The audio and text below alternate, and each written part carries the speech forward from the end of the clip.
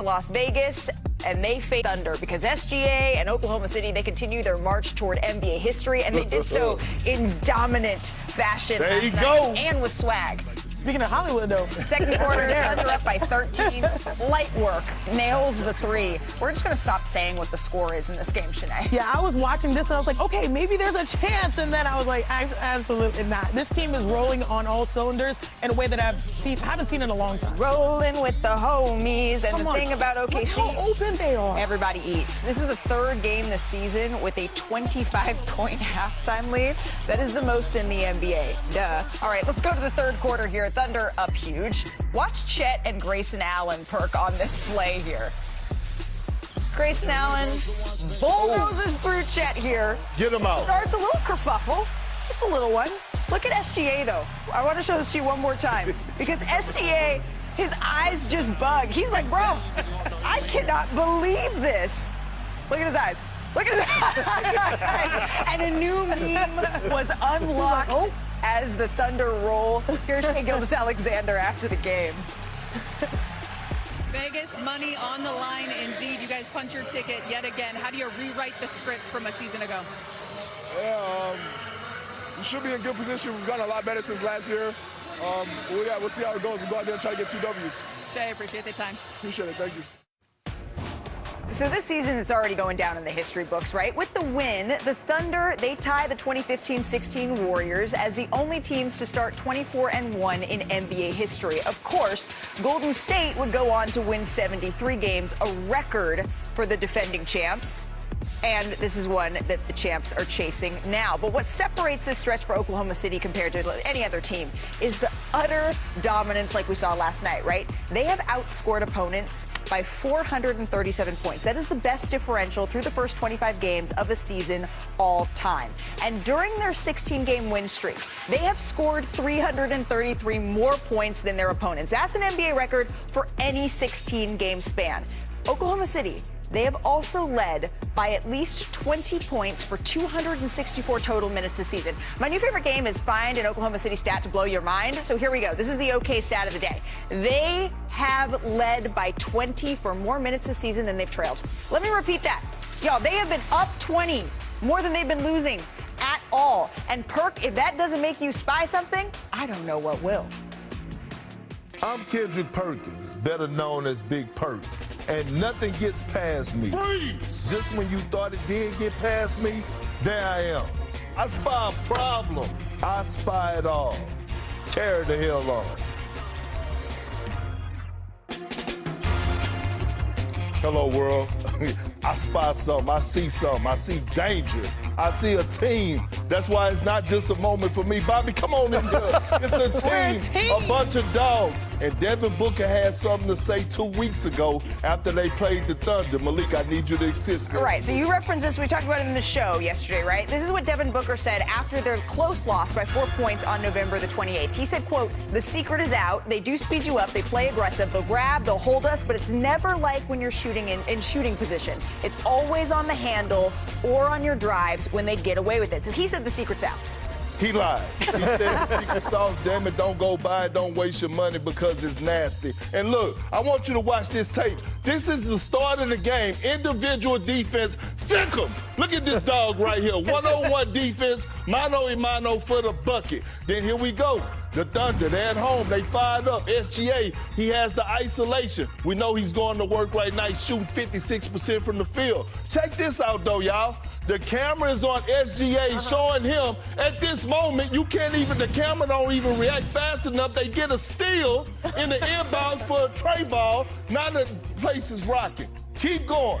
Now this is SGA, your best player in the world. Look at the fight. Look at the dog, the one-on-one defense right here. Into the ball, playing without fouling. Look how the defense collapsed. SGA never give up on the play. Active hands, force a turnover. So when you talk about dogs and you talk about witnessing greatness, yes, we know offensively what they're doing, but best points differential through 25 games in NBA history, which broke my damn heart. Because it was in 2008, the team I was on, we had it, and now they didn't almost doubled us.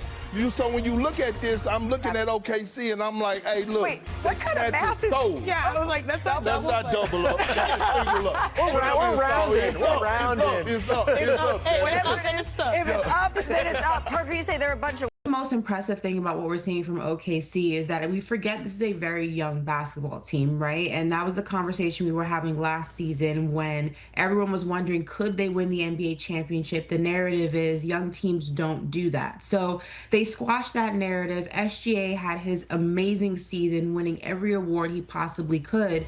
And then the next question was, well, can they do it again? We all know the championship slump. We all know that sometimes teams come back next season and they don't have a hot start. And OKC said, yeah, that's not going to be us. And they've shown us that in every single way possible. The most impressive thing, though, about this team is outside of the fact that OKC and that front office was able to keep these guys together, which is instrumental in maintaining chemistry and continuity, especially, again, for a young team. You have to remember they were winning so many of these games without Jalen Williams. You get Jalen Williams back.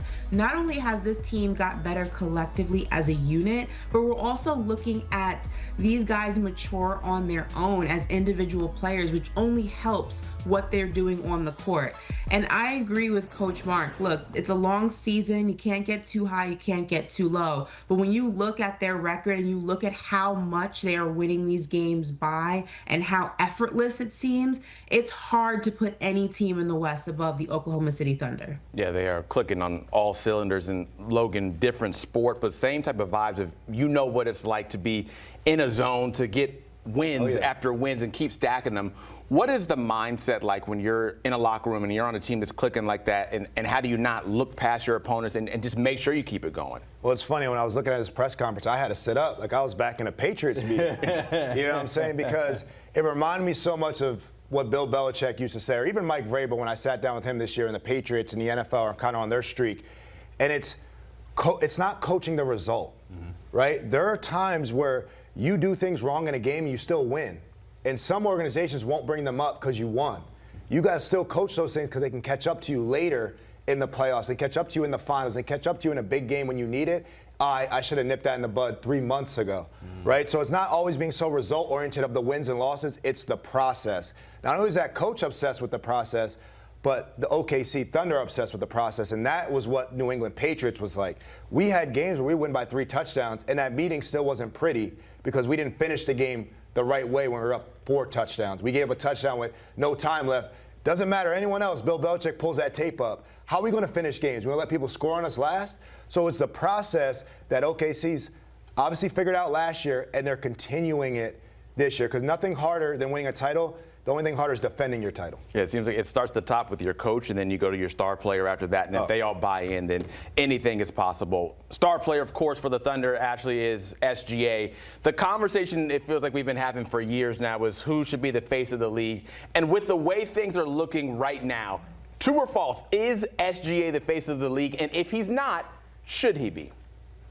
Zach, I hate this. You know how much I hate this question. Like, I hate this question because it doesn't matter. You know, this is a different era. There's not a clear-cut face of the league like it was when LeBron came in, or when Jordan came in, or even that area in between with Kobe Bryant. I think that, you know, you ask 100 people, you're going to get 100 different answers. You know, for some people, it's Jason Tatum because he is the best American-born player. For some people, it's SGA. Some people, it's not SGA because he's not American. For some people, it's still Jokic. I think the face of the league is whoever you want the face of the league to be at this point. I think that SGA is the clear-cut reigning MVP. The stats are there. The award is there. The hardware is there. He is one of the best players in the NBA.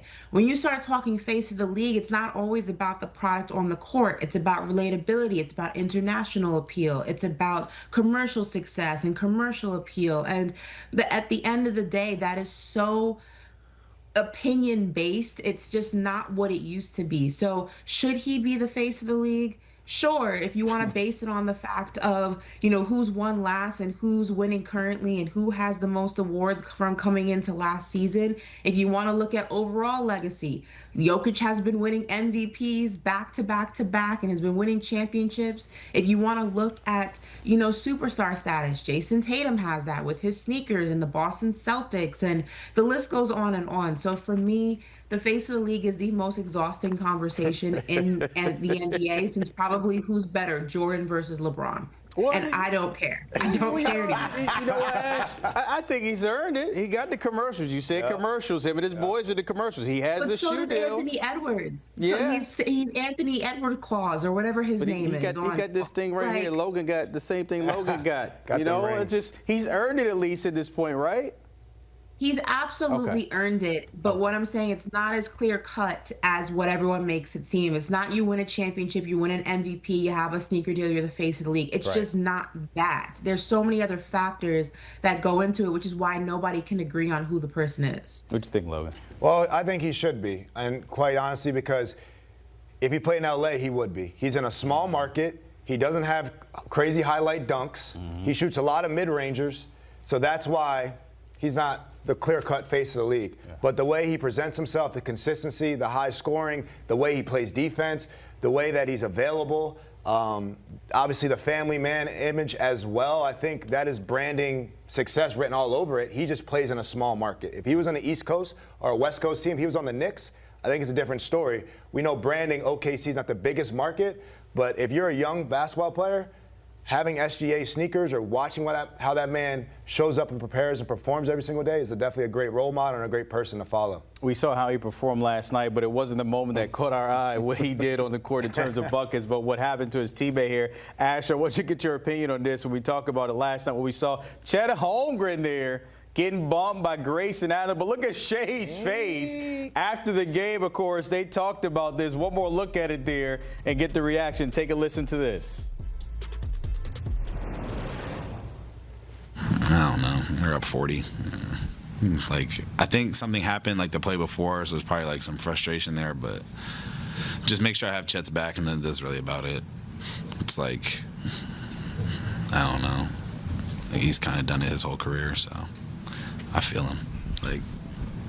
Just make sure I have my teammates back and just go from there. It's not anything really to be blown up. As bad as I want it to be something that's blown up. It's the NBA. Nobody really fights anyway. What does it mean that all your teammates have your back in that way? And what sort of happened? No, I heard everybody. All five of us were right there. I just, I just think when two really good teams are going at it and being physical, plays happen. I think it was officiated correctly, but, it happened, and then, I moved on, kept trying to play the basketball game. Knight and Jasmine, they like that reaction there from Chet. But Ash, your thoughts on that whole squabble there? Nobody fights. You heard Jay Will. Jalen's right. No one's about to throw any hands. But listen, Grayson Allen's reputation precedes him. I'm not surprised by it. He's been doing his whole career, even when you go back to college. So no surprise. The Thunder did what they had to do to get the dub. And shout out to Chet for being generous and calling them a really good basketball team, because that's not how I would categorize the Phoenix Suns. But I digress. They've been a surprise, at least. Not as bad as what we thought they'd be. Logan, you see that? How you feel? Yeah. Come on, man. That's a standard football. There's nothing there to it. No one's going to fight out there. Chet got his sunglasses on in the presser afterwards, probably at 11 p.m. at night. So, yeah, there's nothing to it, man. This is all a little bit of chippiness. Grayson Allen's got to make his mark in this league, and it seems like. But the face, SGA's thrown on. Look at face, him. yeah, that's crazy. That is crazy. Some entertainment, but nothing to it for me. That don't get my blood boiling at all. I think that entertainment value is fun, but it's even more fun to me when you see someone over 40 who's throwing down bombs and yamming on people.